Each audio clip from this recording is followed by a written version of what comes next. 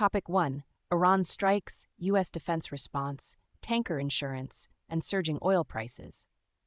U.S. and Israeli strikes and Iran's retaliation have intensified an Iran war narrative, prompting senior Pentagon meetings and effectively halting tanker traffic through the Persian Gulf and Strait of Hormuz. The U.S. International Development Finance Corporation and Treasury announced a tanker reinsurance program guaranteeing up to $20 billion with possible U.S. naval escort cooperation.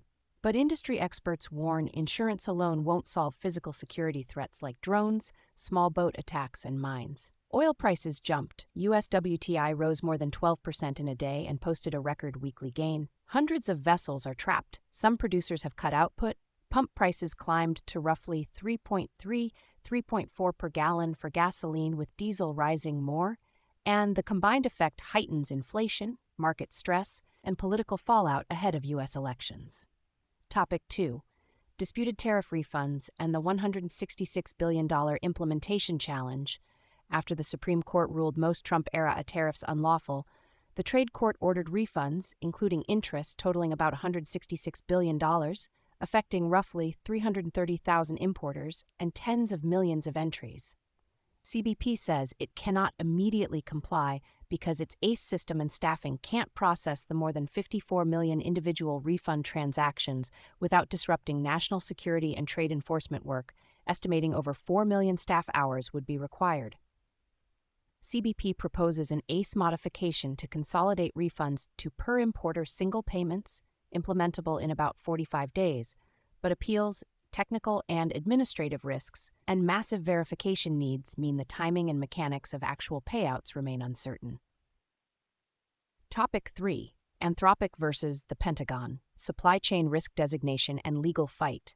The Pentagon labeled Anthropic a supply chain risk, effectively excluding its models from defense contracts unless substitutes are proven.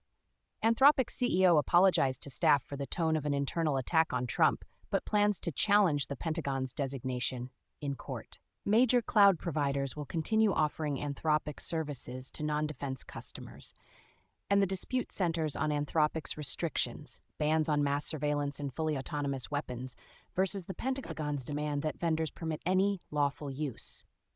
Pentagon CTO Emil Michael says the company's limits hinder urgent military needs for fast autonomous decisioning, and the designation has led some defense contractors to stop using Anthropic, while broader procurement rules may be affected. Topic 4. Jobs weakness, wage gains, oil-driven inflation risk, and Fed uncertainty.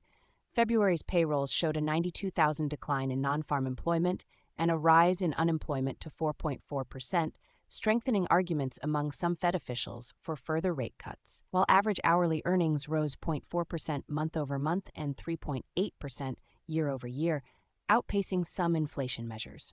The Iran-driven oil shock and higher gasoline prices risk lifting headline inflation, prompting other Fed officials to signal rates could remain on hold or even tighten if inflation doesn't ease. The result is a policy dilemma: weak labor data pushing for easing versus wage and energy pressures pushing toward restraint, raising uncertainty about the Fed's path and fueling market volatility.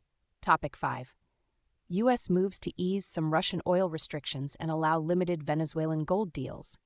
To stabilize supplies after the Iran-related shock and a roughly 30% weekly oil jump, U.S. officials are considering unsanctioning some sanctioned Russian oil that's afloat to increase market supply, and earlier issued a 30-day exception through April 3 for deliveries already in transit. The Treasury granted a license allowing limited Venezuelan gold transactions, tied to state miner Minervan under strict conditions.